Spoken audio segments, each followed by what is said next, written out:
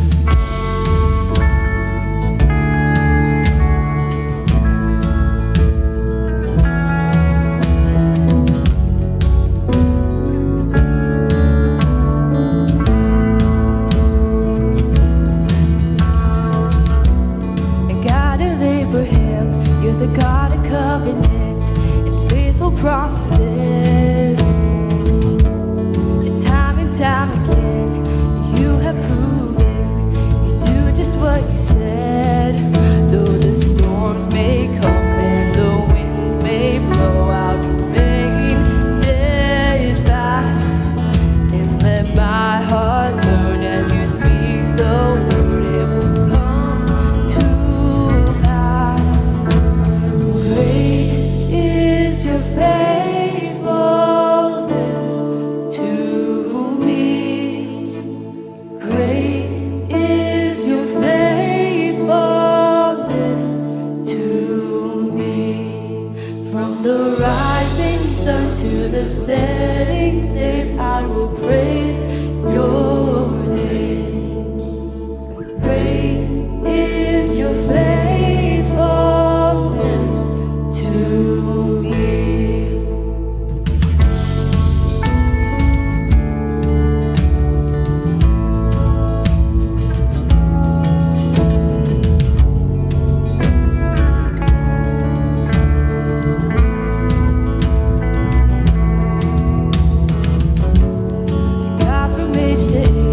the earth may pass away, your word remains the same.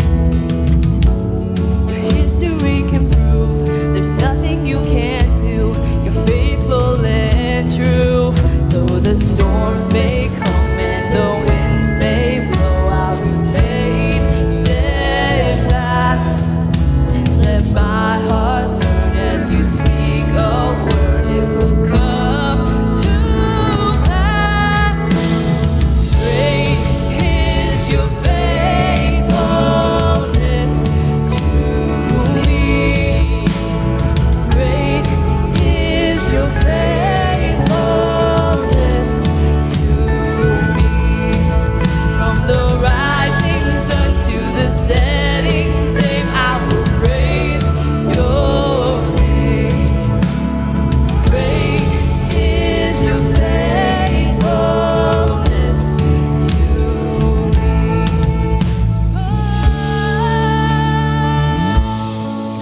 Your faithfulness never runs out, never runs out. I put my faith in Jesus, my anchor to the ground, my hope and firm foundation. He'll never let me down. I put my faith in Jesus, my anchor to the ground, my hope and firm foundation.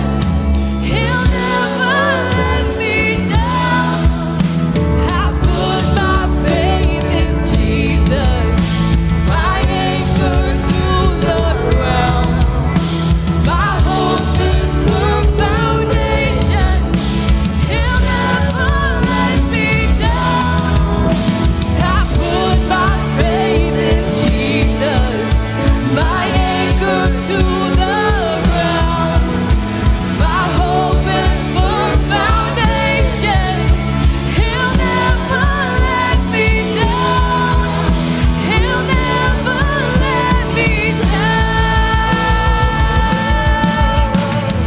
Great is your faithfulness to me.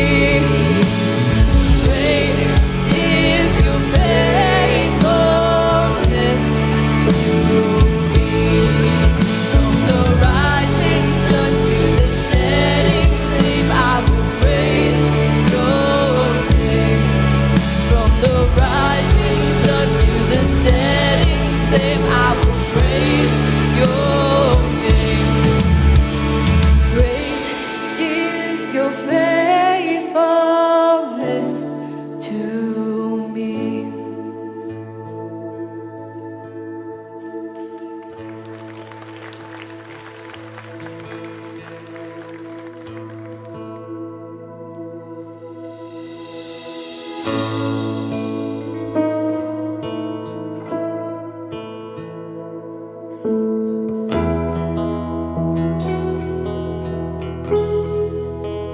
All on the altar, surrendered again.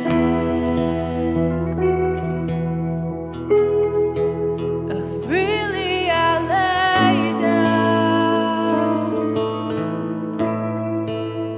my everything.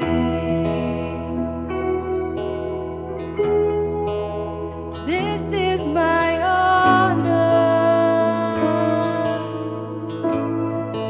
the gift that I bring, and I will be a living sacrifice, all my heart and soul to glorify. I offer nothing less than all my life for Jesus Christ.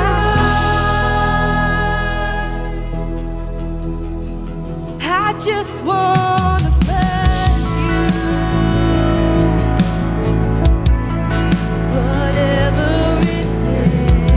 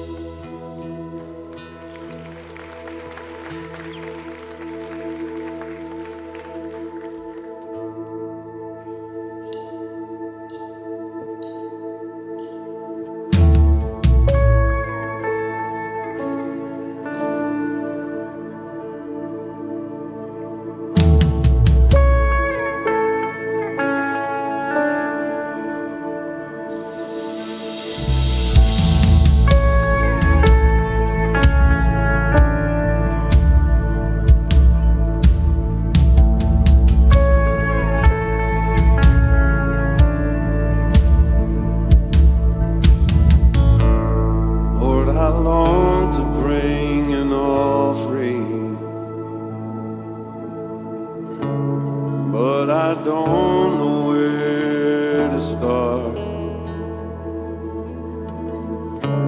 All I have is on the table. I won't hold back a single part. Sometimes I cannot find the language. Sometimes I'm at a loss for words. I just wanna give you something to let you know that you're still first. I worship you. Yes, I worship you. You're the one I love. You're the one I choose. So I worship you.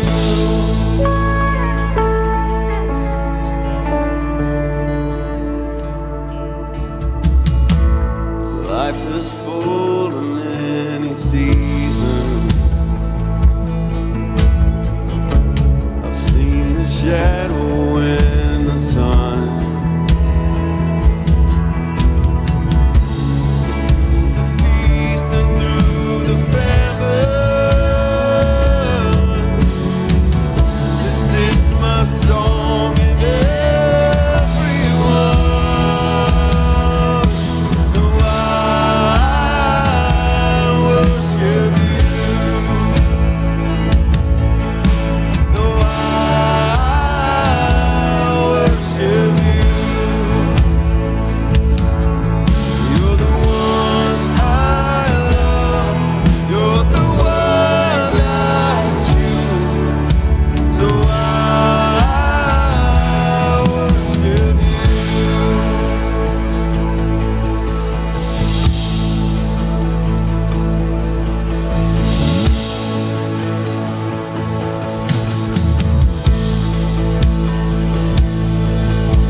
If all you ever wanted was my heart, here it is, here it is. Lay it all on the altar. If all you ever wanted was my heart, here it is, here it is. Lay it all on the altar. If all you ever wanted was my heart, here it is, here it is. Lay it all on the altar. All you ever wanted was my heart, here it is, here it is. Lay it all on the altar. And I worship you. Yes, I worship you. You're the one I love. You're the one I choose. And I worship you. You're the one I love. You're the one I choose. And I worship you. Church, thanks so much for worshiping today. You can have a seat.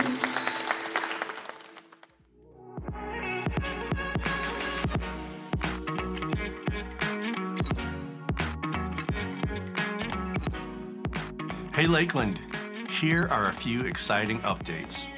On August 25th, we'll be having church in the park, so join us at Flatiron Park in Lake Geneva at 10 a.m. for some worship and a great message. We won't have the Thursday night service that week, so we hope to see you all there on Sunday at 10 a.m. Then, from March 30th to April 5th, Lakeland is heading on a mission trip to El Ayudante in Honduras.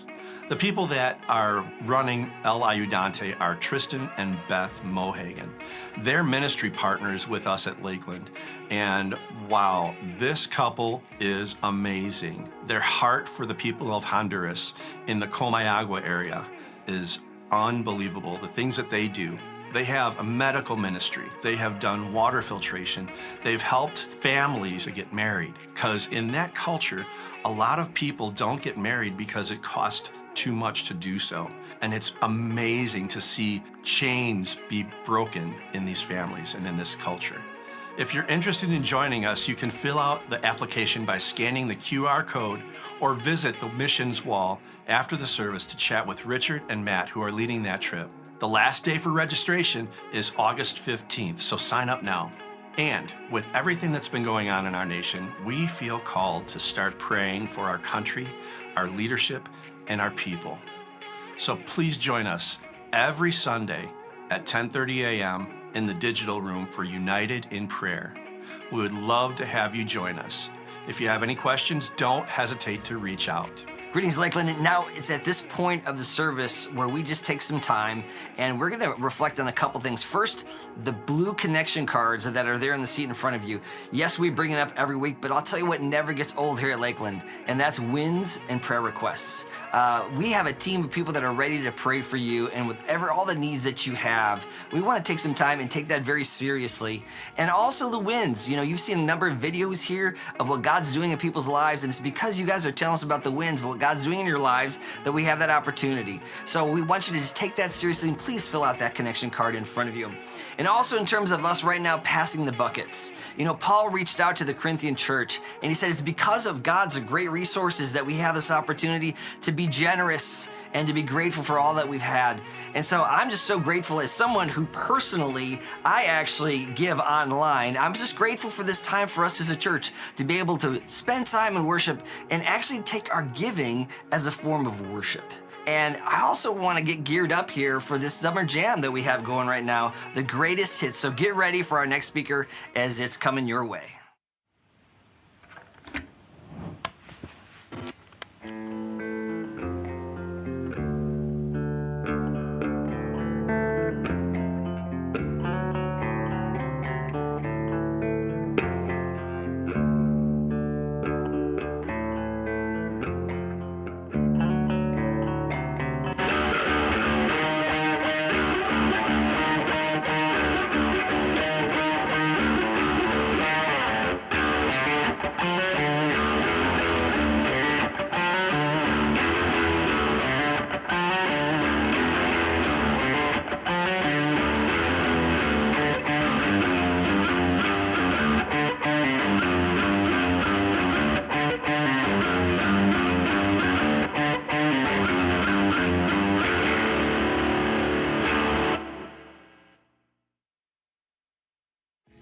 Hey, Lakeland, are you ready for an amazing moment? Because Jason Ewart is going to be preaching today. You might be going, who's Jason? Jason's the senior pastor at Hope Church out in Oconomowoc. They're actually working toward even another campus. They're expanding. Here's some things that you need to know about Jason. Jason is smart. He's really brilliant. He's fun-loving. And he is also the guy who led, in my opinion and to my knowledge, one of the largest portable churches for the longest length of time of anyone that I've ever known. They grew Hope to a place where they finally built their building, and they have been growing like gangbusters ever since. We've been blessed to be able to partner with them over the years. In fact, they stole one of our former staff members. No, we sent him with our blessings. If you remember Ty, who was helping with our youth ministry and guest services, Ty is now their full-time youth pastor, and we know he's knocking it out of the park over there. Jason is gonna bring the word, and he'll probably do it without notes because the guy's brilliant. So would you give it up right now for Jason?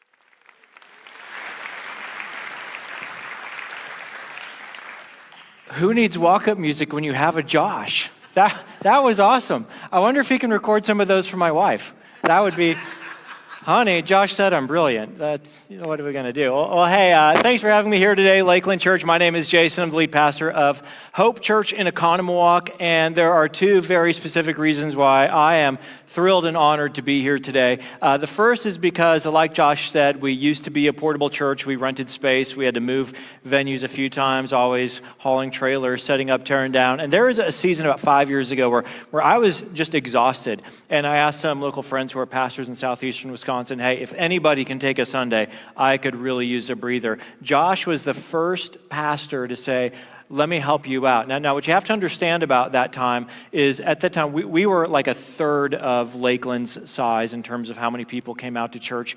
And also, we met in a middle school gymnasium at the time. It smelled like a middle school gymnasium. There was no glory for this in Josh. There was nothing for him to gain. He came out to help me because he loves the church. If you know Josh, you know he loves Lakeland Church. I'm telling you, he loves the church. He loves all of God's people everywhere. So when I had the chance to return the favor while he's sitting some Sundays out to recharge his batteries, which is so wise to do because I believe God has big things in store for Lakeland Church in the next season, and you want a fully charged pastor to lead you there. When I had the chance to help him with that, I was honored to return the favor. So that's the first reason why I'm honored to be here today. And the second reason is because today I'm going to share an idea with you that might be a new idea for most of us today. Have you ever wondered what God is doing about the problem of evil in our world? Have you ever wondered what God is doing about the problem of suffering in our world? Today, I want to show you that you will not be able to answer that question on an emotional level. You will not be able to answer that question in a way that is somewhat emotionally satisfying or resonates with our souls without studying and understanding the miracles of Jesus. Now, the word miracle is a word that has a wide lexical range. We use it in a number of different contexts. For example, someone might call it a miracle if they walk away from a car accident uninjured. Another person might call it a miracle if they can find their car keys in less than 20 minutes on Monday morning. No throwing elbows out there. Others of us call it a miracle if our sports team scores a highly improbable victory. Now, for example, are there any Chicago Cubs fans out here today? Where are my Cubs fans at? All right. If the Cubs win the NL Central this year, that would be a miracle. Really? That joke kills in my church. Are we too close to Chicago here? Is that what I just walked into? Yeah. In other words, we use the word miracle to describe improbable or extraordinary events. Here's a definition of that usage of miracle: an extremely outstanding or unusual event, thing, or accomplishment. So in this sense, someone might talk about nuclear energy being a miracle of modern physics or the miracle of childbirth. But when we talk about the miracles of Jesus, we are, of course, talking about something that involves not just something unlikely or improbable, but divine interaction in our world. And this more narrow definition reads like this: an extraordinary divine intervention that circumnavigates the natural order. There's a natural order to our universe. There's cause and there's effect, and we study this with the tool of science. A miracle is when something happens that circumnavigates the normal natural order of things. It's where God intervenes in our natural world. And this is the definition of miracle that makes it difficult for some of us to take the Bible seriously. Miracle skepticism first grew up in Europe in the 17th century in the Enlightenment. The Enlightenment was a worldview that believed in rational thought, and everything there is to know must be learned through scientific observation and empirical evidence. Thomas Jefferson was a product of the Enlightenment, which is why he famously, or perhaps I should say infamously, took a razor blade and a scissors to his copy of the New Testament and cut out all the miraculous. What was left was what he retitled the life and philosophy of Jesus of Nazareth. And this Enlightenment era thinking does pass on to us who are the descendants of it in the Western world today. Perhaps you've heard or believed a statement like this: science has proven there's no such thing as miracles. Now, within this statement, there's something that cannot be scientifically proven. Did you see what it is? Let me show you. Science is the tool we use to observe and study the natural world. Science has nothing to say about a miracle, which is about the supernatural world. Science measures natural causes. It observes natural causes. It cannot measure supernatural causes. It simply does not have the tools to do that. Science has nothing to say about the miraculous. Using science to try to prove or disprove miracles is like an old episode of the show I Love Lucy. Did anybody ever watch that show, old black and white show? Brilliant writing. It holds up, that's all I'm going to say. Brilliant writing.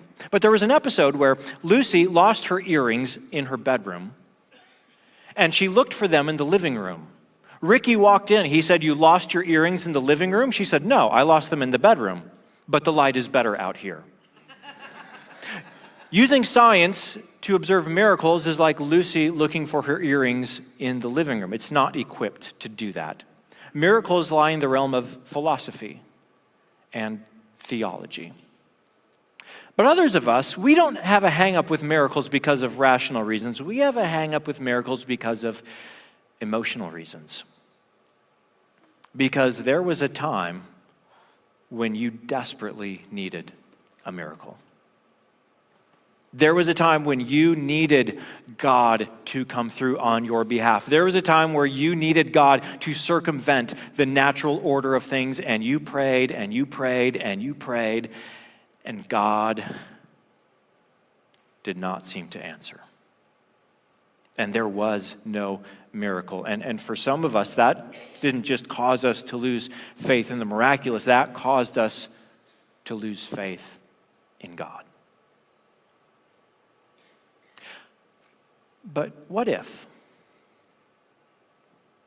our definition of a miracle is not aligned with God's definition of a miracle? What if our understanding of the purpose of a miracle is not aligned with Jesus' purpose in a miracle? You see, we assume that the purpose of a miracle is to improve the circumstances in someone's life. But when you read the miracles of Jesus, there were several of them that did not improve the circumstances of anyone's life, but yet there was still a purpose in him doing the miracles. Neither was the purpose of miracles for Jesus to simply display his raw power. Never once did Jesus say, "Hey fellas, you see that hill over there? You want me to turn it into an active volcano? Watch this." Okay, I totally would have done that if I could do miracles. Jesus never did that. The purpose was not to display his raw power. Today, here's the big idea that I want to share with you that we discover as we study the miracles of Jesus, and here's what it is. Miracles are not a suspension of the natural order. They're a restoration of a natural order. In every single miracle of Jesus, here's what we see. We see Jesus reaching into an aspect of our world, or reaching into the aspect of somebody's life that has been broken by sin. And he takes this aspect and he restores it to the way that God designed it to be in the beginning, before our world was corrupted by sin. He restored it to the way that nature was originally intended to work, and the way it was supposed to work, and the way God designed it to work. And it's a picture of what Jesus will do. It's a snapshot of what will happen on the last day when Jesus returns and he brings the kingdom of heaven down to earth, and we live in resurrected life in a new creation in harmony with God and nature. He is showing us in one particular aspect how life will work, how nature will work when he comes back and makes everything new. In every miracle, we see not a suspension of the natural order of things. We see Jesus restoring something that is broken and making it back to the way it was supposed to be and the way it will be made again. And today, I'm going to show you how this idea works by opening John chapter 2 and reading through the first miracle of Jesus with you. Now, if someone were making up the story of Jesus, I believe this would have been the last thing they invented for the calling card miracle of Jesus. If you're new to the Bible, the first miracle of Jesus was that he was at a wedding reception. They ran out of alcohol. The party was about to fall flat. And he made 150 gallons of wine to turn the flat party into the best party those villagers had ever experienced. Why in the world is that the inaugural miracle of Jesus? Today, what I'm going to show you is it was brilliant, because in this one miracle, we see everything that Jesus came to do. We see exactly who he is, and we see what is waiting for us in life in God's kingdom. We're going to see that this miracle was not him suspending the natural order of things. It was him restoring things to the way they were and will be when he comes back. And that's exactly what John tells us. John was one of the 4 biographers of the life of Jesus. He recorded this event for us. And I'm going to start with the very last verse of the story where John tells us the meaning. John 2:11 says, "This, the first of his miraculous signs, Jesus performed at Cana in Galilee. He thus revealed his glory, and his disciples put their faith in him." John says this miracle was a sign. A sign tells you what's coming up that you can't quite see yet. So if you're driving down a country road, there might be a sign that shows a curve ahead and says 45 miles an hour. You're going to have to slow down. You can't see it yet, but it's coming up. Or maybe it says your exit's in 1 mile, or Indianapolis is in 60 miles. You're not there yet. You can't see it yet, but the sign says this is where we're headed. This miracle is a sign that shows us where we are headed with Jesus. So with that in mind, we're going to start with John chapter 2, verse 1. And it says this: "On the 3rd day, a wedding took place at Cana in Galilee. Jesus' mother was there, and Jesus and his disciples had also been invited to the wedding." Cana was the village next door from Nazareth where Jesus had grown up. The fact that he's there with his mother Mary would indicate this might be some kind of relation or family connection, a close family friend. Were there invited to this wedding. Some of his disciples also grew up in that part of Israel, so they were invited to this wedding as well. They're at this wedding reception. Now, by the way, if you throw a wedding today, that's about an 8-hour-long party. Do you know how much the average wedding costs today for an 8-hour-long party? Average wedding costs $35,000 today. In these days, a wedding reception lasted 5 to 7 days. Okay, so the whole village would come out. The groom's family was expected to provide the food and the beverage for the parties. So they're at this wedding. Verse 3, "When the wine was gone, Jesus' mother said to him, 'They have no more wine.'" So somehow Mary knows about this sooner than anybody else seems to know about it, which makes us think this was a close family member or she was just helping things out. They run out of wine. Mary goes to Jesus. She doesn't demand anything. She doesn't ask anything. She simply notifies him, "Jesus, they have no more wine." Here's how he responded: "Dear woman, why do you involve me?" Jesus replied. Mary replied, "Because my glass is empty."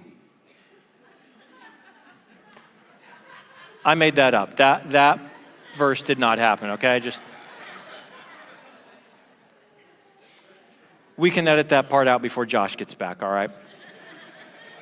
Let's go back to the previous verse. Mary says they have no more wine. Jesus responds, "Dear woman, why do you involve me?" Now, what's interesting is John, he didn't write in English. In the language he wrote, the word dear was not in there. The translators added the word dear to kind of soften what Jesus said to Mary. He literally responded, "Woman," not hey mom, not dear woman. "Woman, why do you involve me? Woman, what does that have to do with me?" Now that seems kind of rude and it seems pretty gruff. What's going on with Jesus that he would respond in this way? Well, there are enough clues here in the text I want to show to you that give us a really good idea of what was going on. First one is this. He's at a wedding. Have you ever been to a wedding as a single person? Without a date? Have you ever been to a wedding as a single person without a date, as the last of your high school or college friends are getting married off? Have you ever been to a wedding as someone who is divorced? or widowed? What are you thinking? What are you wondering about? You're wondering, will I ever have true love? Will anyone ever look at me the way that those two look at one another?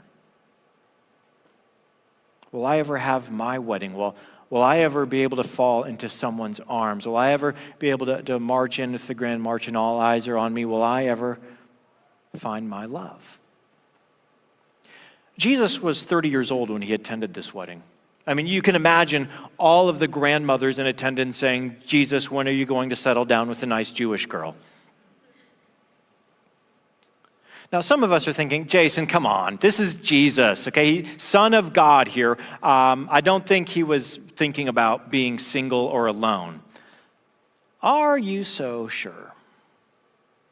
Throughout the Old Testament scriptures, that was the part written before Jesus came along, we were told over and over and over again that God does not simply want to relate to his people as a king relates to subjects, or as a father relates to children, or as a shepherd relates to sheep, but we were told over and over again in the Old Testament scriptures that God wants to relate to his people as a groom relates to his bride.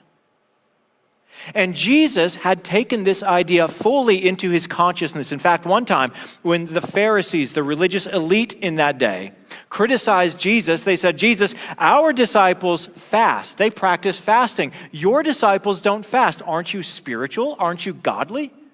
And here's how Jesus responded to them in Mark chapter 2. How can the guests of the bridegroom fast while he is with them? Jesus says, I'm the bridegroom. I'm the one the scriptures have been talking about. I'm here to bring the true wedding to God's people. In fact, this thought permeated the minds of Old Testament believers. John the Baptist was the forerunner of Jesus. His job was to get everyone ready for Jesus to burst onto the scene. And when Jesus did, John said, look, there's the Lamb of God who takes away the sin of the world. Go follow Jesus. And most people did. They abandoned John and they went to follow Jesus. Some of John's disciples remained loyal, and they said to him, Rabbi, everyone's left you. They've all abandoned you to go follow Jesus. And here's how John the Baptist responded. He said, the bride, that's the people, belongs to the bridegroom, that's Jesus. The friend, John says, that's me. The friend who attends the bridegroom waits and listens for him and is full of joy when he hears the bridegroom's voice. John is saying, I'm not in the wedding party. I'm one of the groomsmen. I'm not the groom. It's not my party. He's the reason for the party. He's the true groom. They should go to him. They're meant for him. So Jesus had this idea in his mind firmly that he is the fulfillment of that prophecy. And he is there to bring the true wedding of God's people with God. And what he says next confirms that this is exactly what he was thinking. Mary says, they have no more wine. Jesus says, woman, why do you involve me? And this is what he said next. In verse 4, my time has not yet come. My time has not yet come. Now, the first time we read that, here's what it sounds like to us. It sounds like Jesus is saying, Mom, I don't want to do a miracle. Okay, fine, I'll do it. Spoiler alert, he does the miracle, okay? He makes the wine. But we can't treat Jesus like that. Come on, if you're a Christian, you believe he's the Son of God. If you're not a Christian, you still have to acknowledge he's the greatest movement leader in the history of the world. Everything he did was intentional. He's not going to say in 1 second, it's not time to do a miracle, and then in the next second, go ahead and do it. What's he saying here? Well, the word time, my time has not yet come, is used throughout John's biography of the life of Jesus. Literally, it's translated into English as hour. My hour has not yet come. And every single time John uses this word, it has a technical meaning. Every single time, it is talking about the hour of Jesus' crucifixion. For example, in John chapter 13, John wrote this. Jesus knew that the time, the hour, had come for him to leave this world and go to the Father. See, Mary says, Jesus, they have no more wine. Jesus responds, woman, it's not time for me to die yet. See, Jesus is at this wedding reception, and all around him, people are drinking the cup of joy, and Jesus alone is drinking the cup of sorrow, knowing that if he is going to have his bride, if he is going to have us, the dowry he must pay is the cross. That's what it will cost him to have his bride. Now, the way he goes about this miracle confirms that that's exactly what he was thinking about. Look at what happens next. His mother said to the servants, "Do whatever he tells you." I love everything Mary does in this encounter. She doesn't ask anything. She doesn't demand anything of Jesus. And then when he says, "It's not my time," she just says to the servants, "Just do whatever he says." She has such big faith. Nearby stood 6 stone water jars, the kind used by the Jews for ceremonial washing, each holding from 20 to 30 gallons. Now, ceremonial washing is not something we have an equivalent for today. Here's what it was. In the Old Testament, when believers would go to the temple to worship God, before they would enter, they would give their hands a ceremonial washing. They would wash their hands from elbow to fingertip. Now, it wasn't so much about dirt or bacteria, but it was symbolic. It was their way of saying, we are a people of unclean hands, and if we want to enter the presence of God, we must be cleansed. In the same way, before they would sit down to eat a meal, they would give their hands the same ceremonial washing. It was a declaration. We are a people of unclean hands. We live in an unclean world. We don't want to touch our food with our unclean hands and put it in our body. That would defile us. It was their way of reminding themselves, we must be cleansed because we are a people who are unclean. Now, the most reasonable thing, if Jesus was going to make wine, would be to say to the servants, grab all the empties, grab the pitchers, the barrels, the cups, grab everything that we've used for the wine that's empty. We're going to fill those with water, and I'm going to turn that into wine. But instead, he intentionally doesn't do the obvious thing. And he says, I want you to fill up the jars we use for ceremonial washing. Okay, this would kind of be the equivalent. Imagine you go to a friend's house. Your friend offers you a glass of wine. You say, sure, why not? Your friend grabs a wine glass, goes to the bathroom where the sink is stopped up, puts the wine glass into the sink where the wine is, hands you a glass of wine from the sink, and you think about changing your order to water, but you're concerned about where your friend might get the water from. For Jesus to use the jars is the equivalent of us using the sink. It's where you wash your hands. It's not where you get your beverages. He's intentionally using the wrong thing because he's making a declaration. If I am going to have my bride, she must be cleansed. We are an unclean people because of sin. And Jesus knows I must bring forgiveness. I must bring cleansing into the world. So he says that's the perfect vessel for turning water into wine. Verse 7. Jesus said to the servants, fill the jars with water, so they filled them to the brim. Then he told them, now, draw some out and take it to the master of the banquet. This guy had a job. It was half wedding coordinator, half DJ. He planned the party, and then he kept the party going. The problem was his party was about to fall flat, and he is ignorant. He has no idea about the problem. They did so, and the master of the banquet tasted the water that had been turned into wine. He did not realize where it had come from, though the servants who had drawn the water knew. Then he called the bridegroom aside and said, now check this out. Everyone brings out the choice wine first, and then the cheaper wine after the guests have had too much to drink. But you have saved the best till now. You saved the best for the end of the party. This, the first of his miraculous signs, Jesus performed at Cana in Galilee. He thus revealed his glory, and his disciples put their faith in him.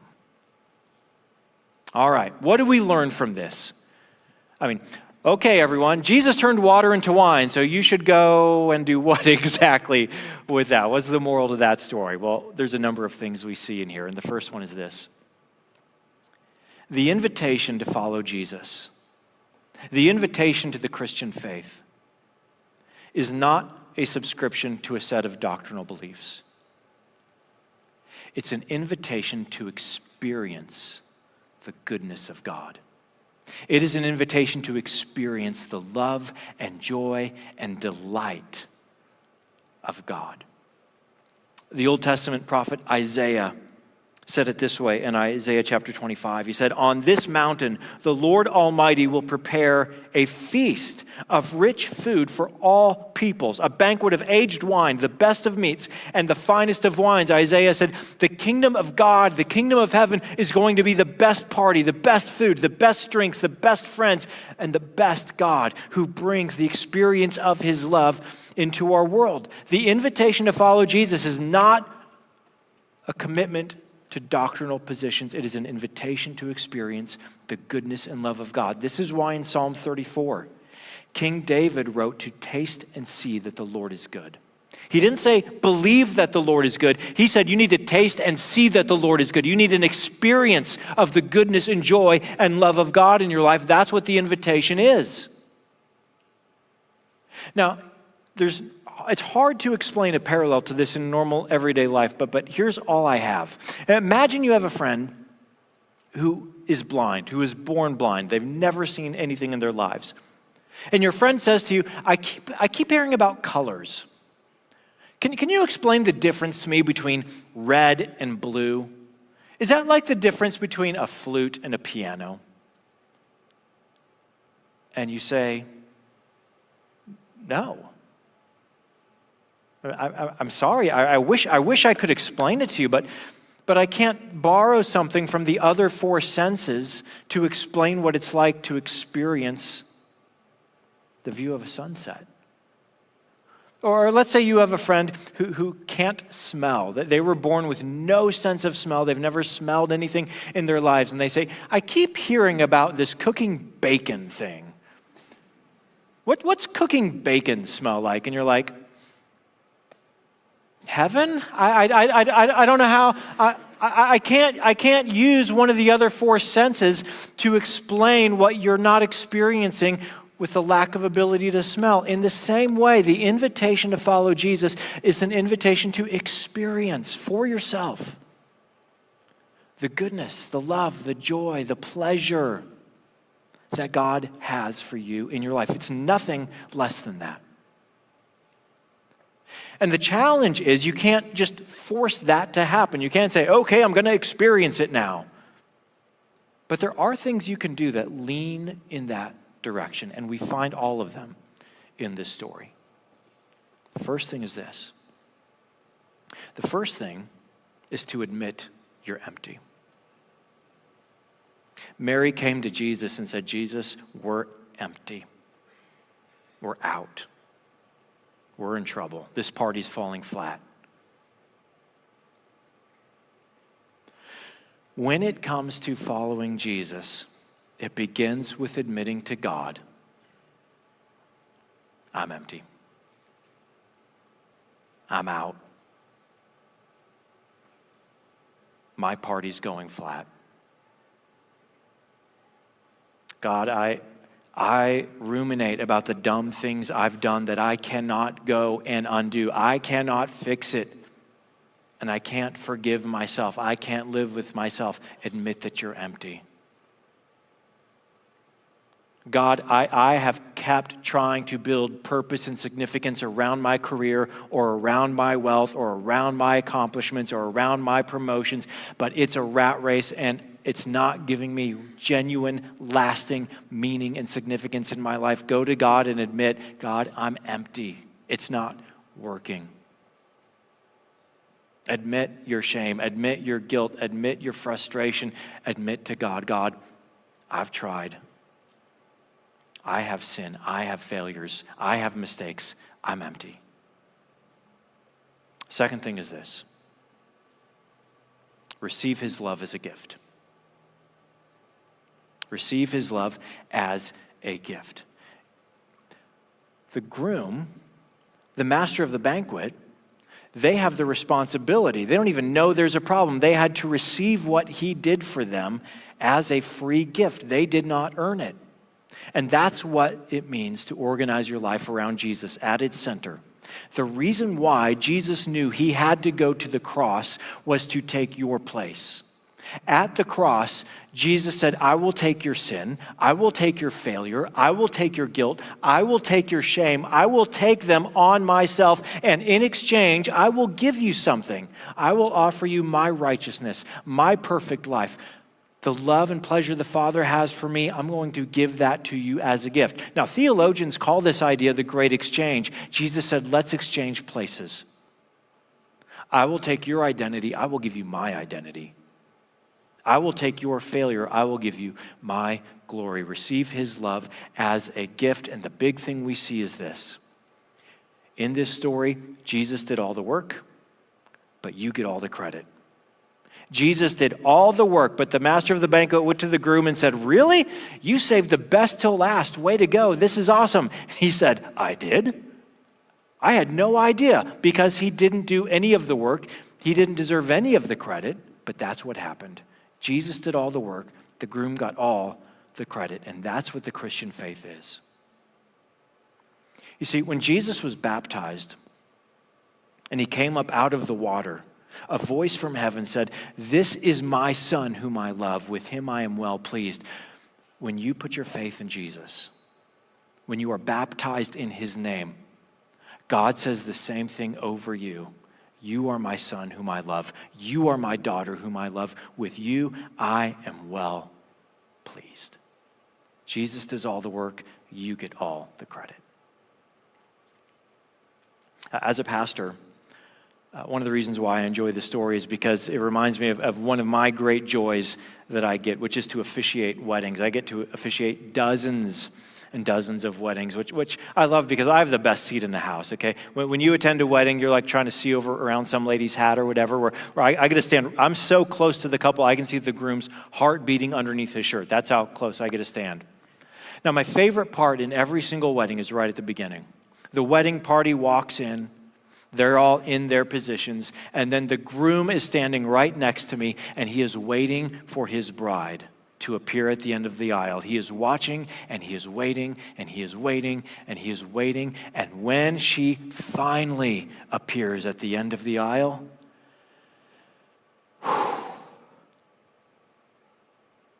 see, I was at the rehearsal the day before, and she was an ordinary looking woman the day before.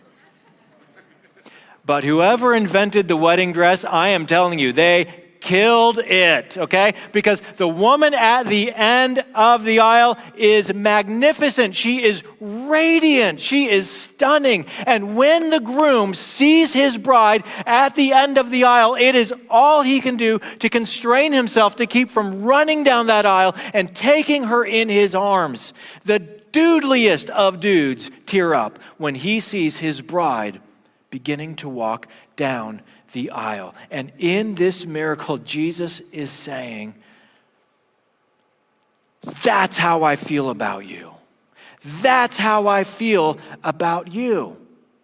When Jesus says, I'm the good shepherd, that means that we're sheep. When he says, I'm the king of heaven and earth, that means we're the subjects. But when he says, I am the groom, I am the bridegroom, that means he adores you and delights in you and loves you, to which many of us say, but I am not lovely. I am not radiant. To which Jesus says, that's why I bought you this dress. That's why I cleansed you with my blood. I did all the work. You get all the credit. And because of that, you are radiant to me. So let me apply this to a few groups of us. First, I want to talk to those of us who have not yet put our faith in Jesus. Here's what I want you to know.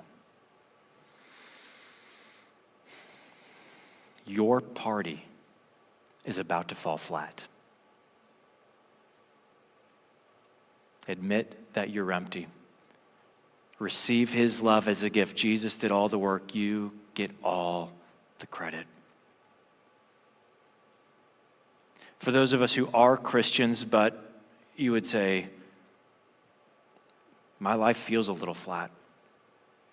I'm not feeling a lot of joy. Come on, David's inviting you. Taste and see that the Lord is good.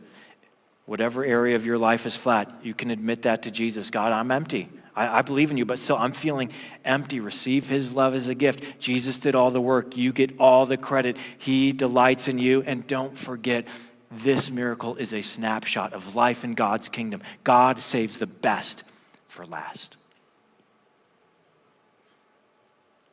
For those of us who are lonely and alone, do you know what this tells us? This tells us that you will either find true love or you will find true love. You will have your wedding day or you will have your wedding day. The true love, the true delight, the true desires of our heart will be fulfilled in the kingdom of heaven.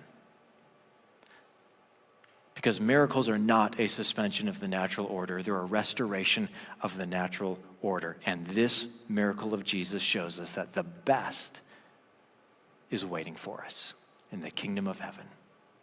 So let him be your joy. Let's pray about that.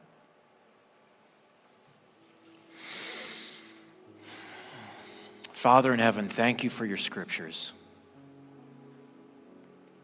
which reveal your love for sinners like us. And Jesus, we thank you that you love us, not because we are lovely, but because your love has made us radiant to you. It's through your death, your sacrifice, your grace that we are washed, we are cleansed, and we have become forgiven. I ask for all of us, we will have such a clear picture in our minds of the future waiting for us in heaven, that right now we would experience your love and your goodness and your hope. Jesus, I pray that your Spirit will give that to everyone listening today. And we pray all of this in your good name. Amen. If there's anything you would like to pray about, well, we would love to pray with you. We'll have some folks up here at the stage to pray after the service. For everyone else, it was a true pleasure to open scriptures with you this morning. Thank you for having me. I'll see you guys next week.